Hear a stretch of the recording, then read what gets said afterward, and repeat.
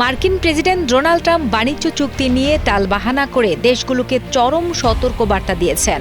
Supreme court তার আগে শুল্কনীতি অবৈধ ঘোষণা করার পর ট্রাম্প সাফ জানিয়ে দিয়েছেন, যারা আদালতের রায়কে ঢাল হিসেবে ব্যবহার করে আগের প্রতিশ্রুতি থেকে সরতে চায় তাদের উপর বর্তমানে জারি হওয়া 15% চেয়েও বেশি শুল্ক চাপানো হবে।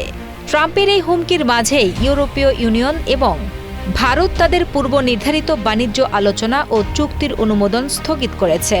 বিশেষ করে ইইউ জানিয়েছে, বর্তমান পরিস্থিতিতে সবকিছুই আগের চেয়ে বেশি অনিশ্চিত হয়ে পড়েছে। এদিকে মঙ্গলবার থেকেই কার্যকর হতে যাওয়া নতুন শুল্কনীতি নিয়ে চরম উদ্বেগ প্রকাশ করেছেন যুক্তরাজ্য সহ আমেরিকার অন্যান্য বাণিজ্যিক অংশীদাররা। প্রেসিডেন্ট ট্রাম্প কংগ্রেসের অনুমোদন ছাড়াই নতুন আইনের বলে শুল্ক বজায় রাখতে চাইলেও ডেমোক্র্যাটরা একে অর্থনৈতিক ধ্বংসযজ্ঞ বলে অভিহিত করেছে। মার্কিন সিনেটর চাক ওমার এই পদক্ষেপকে প্রতিহত করার ঘোষণা দিয়েছেন।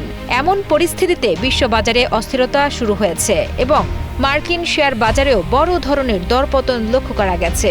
সংশ্লিষ্টরা মনে করছেন, এই বাণিজ্য যুদ্ধ বিশ্ব অর্থনীতিতে বড় সংকট তৈরি হতে পারে।